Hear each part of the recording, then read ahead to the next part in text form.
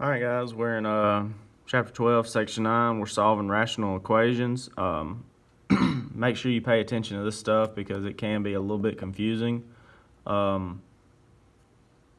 This entire chapter has been a little bit confusing to some of you because I'm not able to sit there and teach it to you to your face. But make sure you pay attention to all these little bitty steps because if you miss one thing, it'll mess you up. Okay, so we're looking at example 1.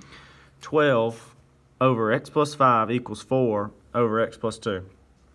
Now, the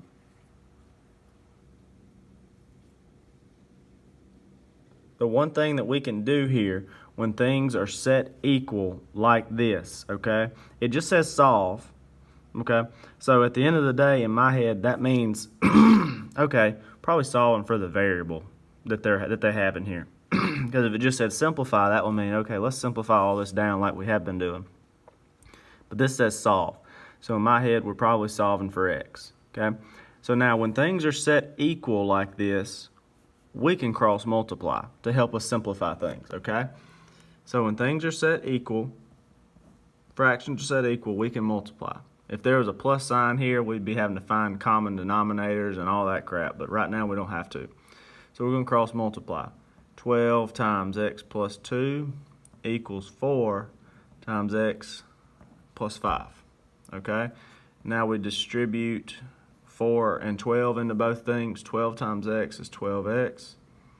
12 times 4 is 24. 4 times x is 4x. 4 times 5 is 20, okay? So now we got to get things on one side. We got to get these x's on one side. I'm going to choose to bring 4x over here to help us get some positive numbers with our x value. Okay, 12 minus 4 is 8x. So now I can also subtract 24 from both sides. 20 minus 4 is negative 4, right? Okay, so we divide by 8 because, like I said, it said solve, so that probably means we're solving for the x value. X equals, okay, negative 4 over 8, okay? But that's not really simplified, so we could go negative 1/2 because 2 goes into both of those, correct? Okay, so this one wasn't too bad. Let's move on to example 2. Example 2, use the LCD. Okay, that means least common denominator. The reason we're going to have to use the least common denominator is because of this side right here. N minus 2 divided by n minus 3 divided by n minus 6 equals 1 over n.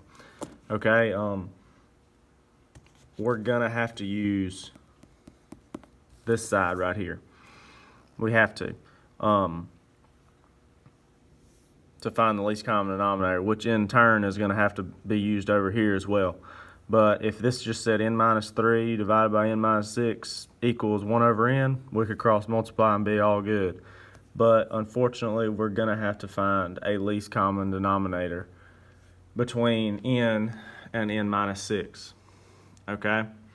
So, in my opinion, we can't factor n out. Can't factor n minus 6 out. So what I would say is our least common denominator is probably going to be what? Both of them combined, it's going to be n times n minus 6. Because if we use n minus 6 as our least common denominator, we're not going to get a common denominator from this one and this one as well. It's not going to happen. Okay? So let's try this out. And I'm going to explain it to you how I'm going to get my common denominator. So first off, we're going to take n times n minus 6 and plug it into this one, right? Just like we did the other day. You have to take it and plug it into both of them.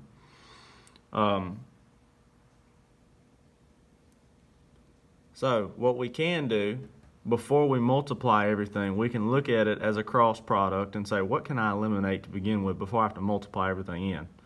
Okay, I can eliminate these n's, okay, and I'm going to get n minus 6 times n minus 2, okay, because those are multiplied together, because that's all I did was multiply them together. The reason that we did this, okay, because the other day when we were doing least common denominators and stuff, we multiplied it n times 6 times n minus 6, or we would go n times n minus 6 over n times n minus 6, okay? But right here, before we get into that step, let's look and see if we can factor anything out before we do all the multiplying, which is what we just did, okay? Now let's do the same thing for this one. Over 1. Can we factor anything out before we start trying to multiply stuff? We can factor the n minus 6's out, right?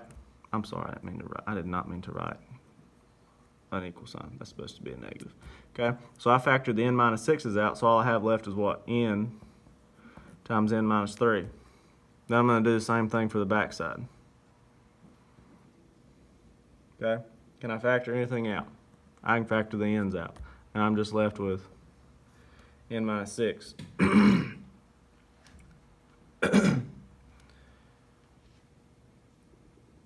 So now, we got to multiply these together because we can't factor anything out. So let's do the multiplying like we would have up here. I just simplified it out for you. They did the full method right here, which is first times the first, which is n squared, inside times the inside, which is negative 6n, outside times the outside, which is negative 2n, which would be negative 8n. Then they did the last times the last, which is negative 6 times negative 2, which is negative times a negative is a positive 12, minus n times n is n squared, negative n times negative 3 is going to be positive 3n equals n minus 6. And remember, our instructions strictly just said solve, okay? So we're trying to solve for n. So now what we can do is we can start eliminating things that are alike on this side. N squared minus n squared, they're going to cancel out.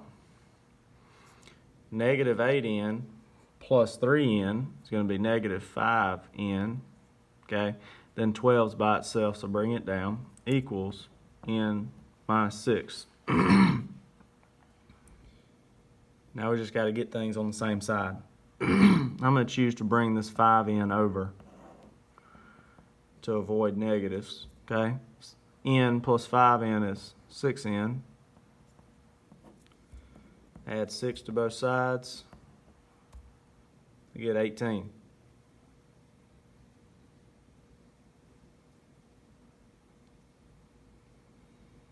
Okay?